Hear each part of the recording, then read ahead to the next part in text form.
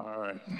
I'm going to introduce our first storyteller, and I want you guys to give them a lot of energy and bring them to the stage. I want you guys to all borrow their brain and eyeballs. Think of doing that, when they come to the stage. But our first storyteller, this is a friend of mine. And you know how you have friends? This is a friend that I would actually fight for. If something happened, I'd be like, what's going on? I would actually jump into a fight for you. Not many friends you do that for, but I really care about this person. Anybody here ever heard of the Moth? The Moth? I don't know. A few people. Breaking news.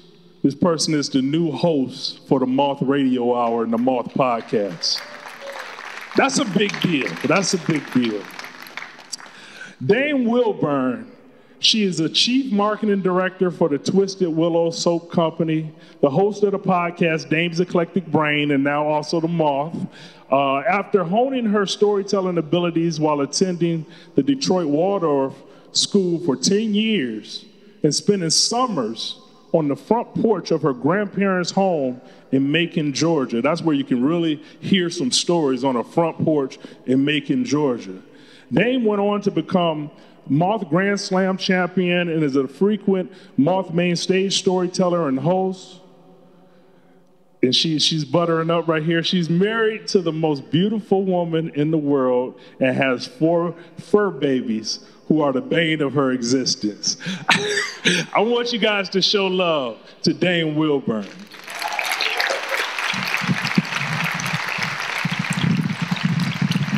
I'll let you have it. I can't stand you. Get away from me. He oversold it. How y'all doing? He always oversells stuff. And he tried to adjust my mic so that y'all wouldn't know how short I was. It started with Joe Mellon. I got the phone call the way you get calls in college, where people knock on your door and say, hey, did you hear? Joe was a friend of mine, mostly because neither one of us were drunks. It was Siena Heights College in the early 90s, and that's what you did on Saturday nights and Friday nights. You went to the soccer house or the basketball house, and you drank what's called jungle juice. Y'all know what I'm talking about. Some of y'all acting like you don't, but you do. And jungle juice, for the children in the room, is when you put a bunch of alcohol into a trash can, and then you pour a bunch of fruit punch on top of it. And this one chick would come every night to the parties, and she'd bring peppermint schnapps, so all of us would try to get drunk before she showed up and ruined everything. But Joe and I wouldn't drink, and I was a designated driver for a bunch of people, and Joe was a healthy soccer-playing kid and just didn't want to do it. So we'd sit on the back of the couch, and there's something very cool about sitting on things in an inappropriate manner. So we put our feet on the cushions and put our butts on the back of the couch, which is like the number one thing your parents would tell you not to do in their living room. And we would relish these moments, and we would talk about nothing. We talk about cartoons, and he tried to explain to me soccer, and I didn't care, but he was cute, so I listened. And we talk about professors and maybe the way they cut the grass on Sunday mornings. When they told me that Joe had died, I couldn't believe it because he was a twin, and the first thing I thought about was John. John was his brother. And John was a drunk. John was a drunk. John was a Class A drunk. And of the two of them, we wouldn't have voted for Joe. We'd have figured Joe would have made it. And I thought about John because they'd been so close, because they're twins, and John actually showed up at some point on campus and just started screaming, "Why not me?" And that's kind of what I was thinking, because I knew it was beginning. And I couldn't explain to anybody what it meant when I said it was beginning, but this had happened to me before. I'd lost a classmate in the 7th grade to suicide. I'd lost a classmate in high school. She was drowned by her boyfriend. Death had a way of walking around, not necessarily holding my hand, but sort of staying right behind me so that every once in a while I could catch a gleam of the scythe out of the corner of my eye or hear the rustle of his robes. And I knew it was starting again.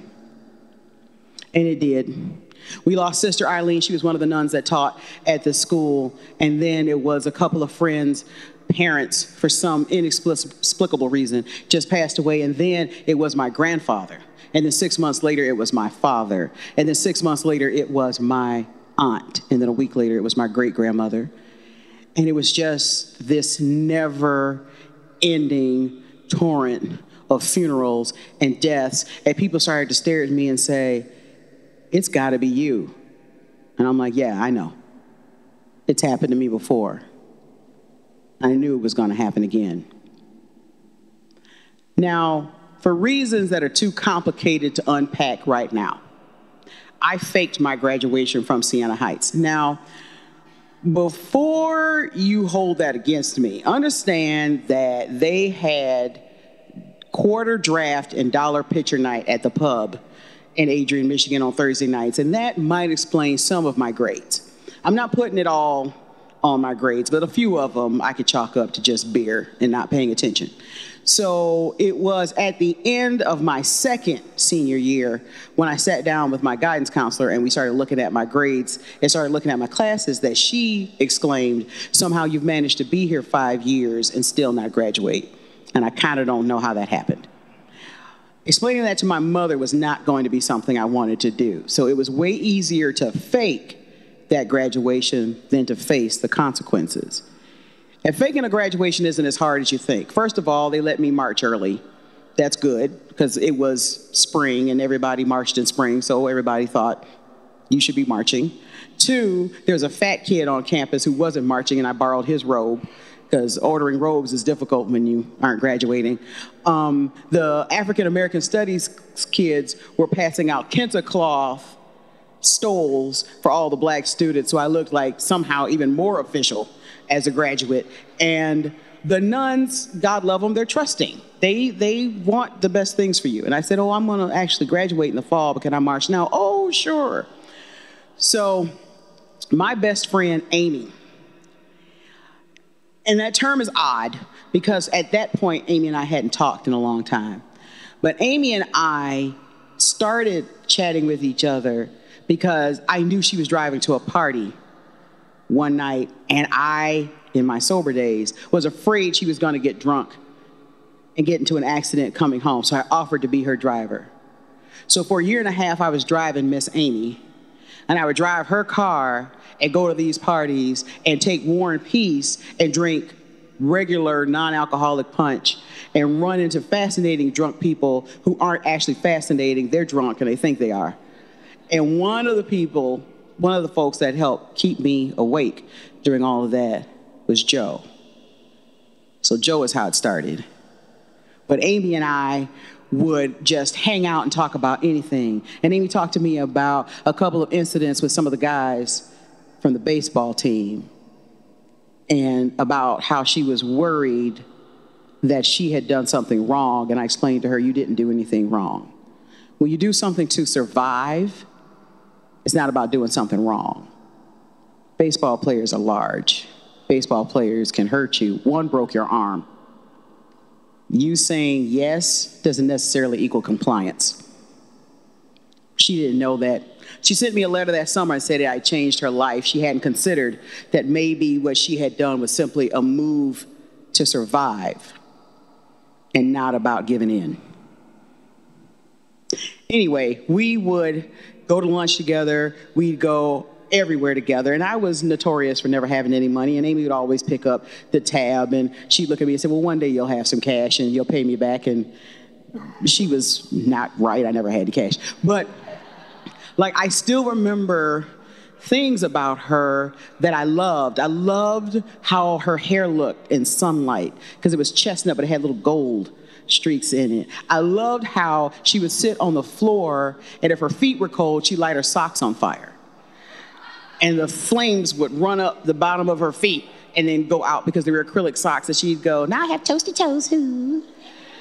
I love how she would yo-yo diet. So at some point you'd go see her and she would be exercising for 4 hours a day while the entire time listening to DJ Easy Rock, right? It takes two to make a thing go right, right? And her door would rattle in the jam, and she would just skip rope for the whole time. And I remember how when she decided she was depressed and she didn't want to diet anymore, she'd take a Crunch bar and put peanut butter in the part where it said Crunch, and then press M&Ms into the top of that and eat the whole thing. I remember how when she decided it was time to get drunk, she didn't want to play around. She didn't want to take a lot of time. So she'd take a shot of amaretto and pour 151 on top of it, light it on fire, and drop it in a glass of beer and knock it back. And I would stare at her in amazement and sort of clutch my stomach. But she was my best friend. And we would listen to all kinds of music together, and we would go to Tower Records in Ann Arbor, and she'd put all the CDs on her mom's credit card. She'd tell me, well, grab a couple, she'll never know.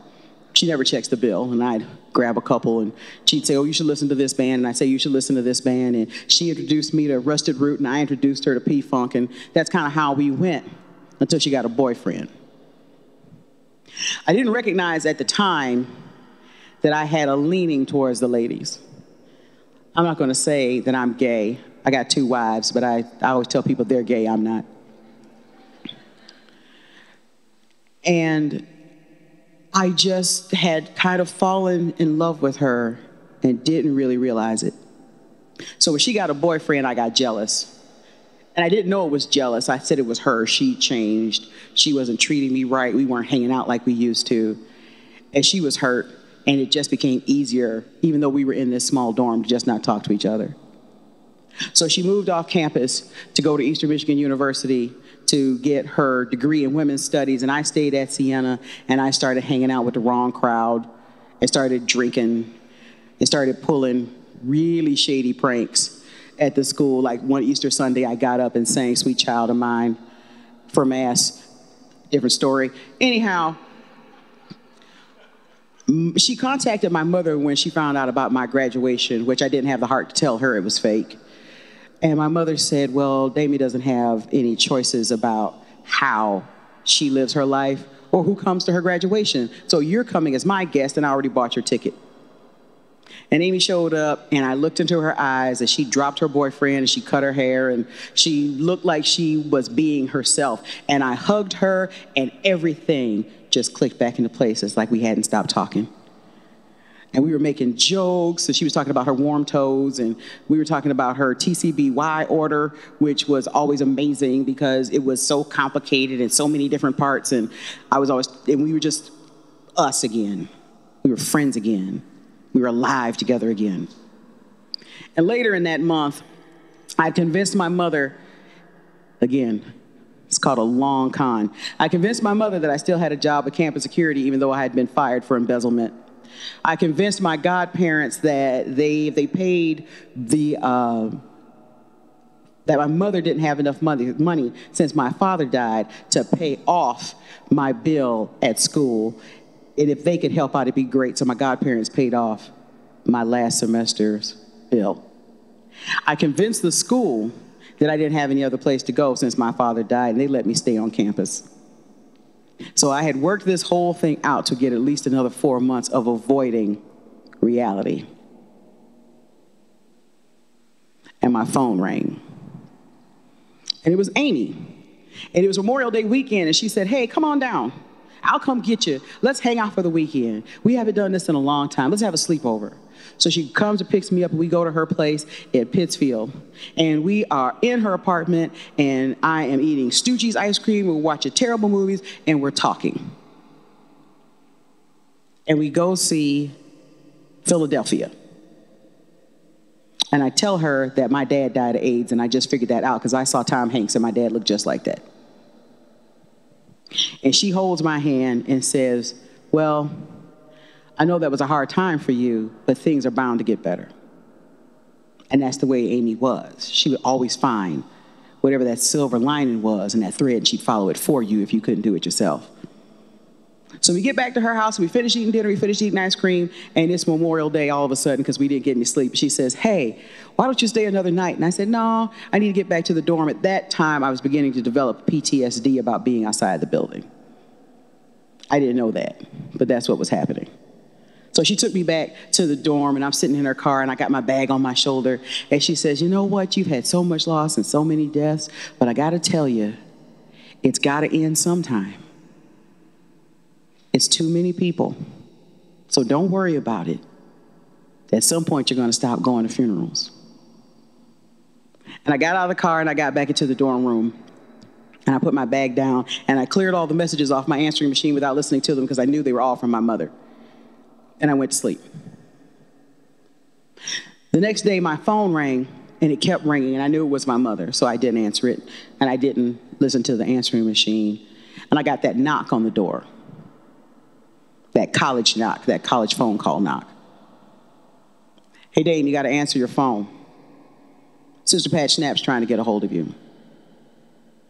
So I answer my phone, and Sister Pat Schnapp begins to tell me that at the University of Michigan Hospital in Ann Arbor, there's a Siena student who was hit in a parking lot while she was riding her bicycle.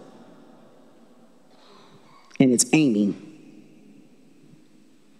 And Sister Pat begins to talk to me about the power of prayer and the power of God, but also about how Amy's not going to make it. It's not looking good. So I slam the phone down and get up to campus security and get up to the desk because I know these people. And I'm like, I need a ride to Ann Arbor. Get me a ride to Ann Arbor. And two guys step up to take me to Ann Arbor. And one of them, Jason says, well, let's call first. And I said, no, we're not calling first. We're just going to go. And Jason said, we should call first. And I said, no, I don't want to call first. And Jason picks up the phone and calls the hospital and gets Amy's room. And Amy's sister answers the phone. And Jason said, we're some of her friends, we're some of Amy's friends from Siena, and we just want to know how she's doing. The sister said, we just unplugged her. She just passed away, and hangs up the phone. Jason turns to look at me, and my knees buckle. I hadn't just lost a best friend. I'd lost the very first love of my life. And I knew that Amy was right. She was my last funeral. It did have to end at some time. In her honor, I call my mother and I stand up to the inevitable music that comes with faking your own graduation. She pays off a numerous amount of bills. I get to that final semester, and everyone in the dorm is at least 2 years younger than me. And that doesn't make any difference if you're 47 and 49, but that's a hell of a difference if you're 23 and 25. It's light years. And everybody's kind of asking, are you a non-traditional student, and why are you still here? And I'm getting a lot of questions. And one of the counselors says, you know what? It's almost impossible to graduate college if you're this far in the hole and you got this much going against you. And I told him, you don't understand. I made somebody a promise, and I'm going to keep it. In December of 1995, I packed up everything in my dorm room, took some stuff and threw it out, took some stuff and put it in the basement of a building that they demolished, and I have no idea where that stuff went. And I took the rest of it and threw it in the back of my friend's van and headed home. I'd gotten a 3.2 grade point average for that semester. I got my bachelor's degree, and I stayed best friends with the love of my life from beyond the grave. Thank you.